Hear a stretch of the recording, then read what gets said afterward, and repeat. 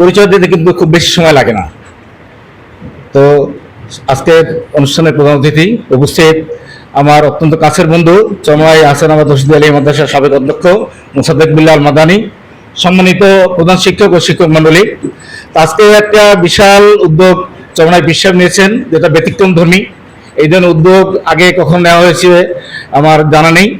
কারণ আজকের সমাজে এই মাদক একটা বিরাট সমস্যা, যে সমস্যাটা আজ থেকে 1400 বছর আগে মদিনায় ছিল, আরবে ছিল, এবং মহানবী সাল্লাল্লাহু আলাইহি ওয়াসাল্লাম সেখানে সকল ধর্মের লোকদেরকে নিয়ে মদিনার শাসনতন্ত্র রচনা করে সেখানে মাদক মুক্ত সমাজ প্রতিষ্ঠা করেছিলেন।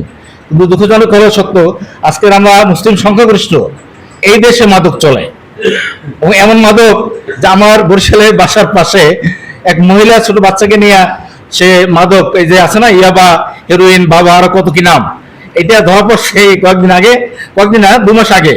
তো ধরা পড়ে বের হইয়া 2 মাস সাদা খাটছে, কাটার পরে সে আবার কালকে বিক্রি শুরু করছে। ওই পাশে আবার এক এসআই থাকে গোয়েন্দা বিভাগে, সে বলো স্যার কি করে, এর তো 2 মাস জেলখানা রাখলাম, আবার দেখেন বেচা কিনা শুরু করছে।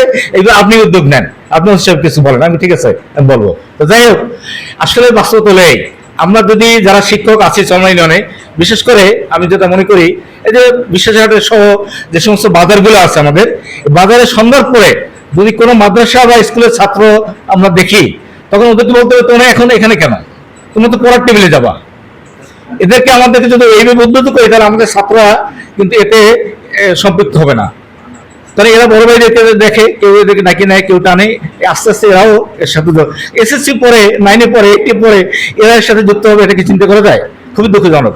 এই জন্য আমরা যদি সবাই এক স্লোগান দিতে পারি বিশ্বাসের সাথে, যে মাদককে না বলুন, মাদককে যদি না বলতে পারি, তাহলে একটা সুন্দর সমাজ প্রতিষ্ঠা করা সম্ভব।